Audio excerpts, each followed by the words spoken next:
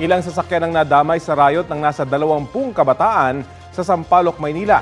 Ang ilan sa kanila galing pa raw sa simbang gabi. Balita natin ni Jomer Apresto. Aakalain mong naglalaro lang ang mga kabataang ito sa bahagi ng Lacson Avenue sa Sampaloc, Maynila. Pero biglang naghagis ng molotov ang isa sa kanila hanggang sa gumanti na rin ang iba pa.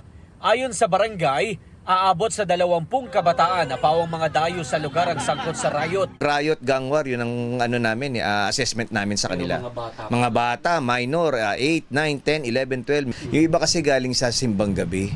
Ilang sasakyan ang tinamaan ng mga bato. Humingi naman daw ng paumanhin sa barangay ang ilang magulang ng mga kabataan. Kaya lang, ang magulang pong ito ay sinasabi na dali na lang sa kulungan yung kanyang anak, hulihin, di ba? At wala din daw po sila ibabayad dun sa damage na nagawa sa sasakyan ng aming kabarangay.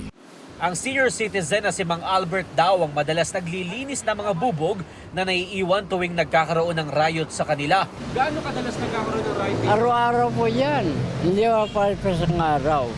Minsan alas 3 ng hapon, minsan labas sa gabi, alas 4 ng araw. Ayon sa barangay, may mga pulis at tauhan sila na nagbabantay sa lugar pero tsumetsyempo raw ang mga kabataan kapag walang bantay. Ay naman sa Manila Police District, agad silang rumesponde noong mabalitaan na nangyari. Ang ginawa ng pamunuan ng Manila Police District, yan yung dalawang istasyon natin. Naglagay na tayo dyan ng mga pulis natin na magbabantay. Na-turn over na sa Manila Department of Social Welfare ang ilan sa mga kabataan na nasangkot sa riot, habang ang iba naman ay ibinalik sa kanilang mga magulang. Hindi maaaring sampahan ng reklamo ang mga menor de edad ayon sa batas. Ang posibleng maharap sa asunto ay ang kanilang mga magulang.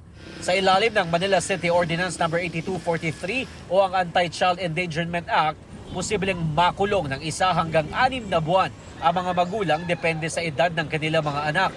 May multa rin na 2,000 pesos hanggang 5,000 pesos. Huwag na po nating hintayin na may mangyaring hindi maganda sa inyong mga anak.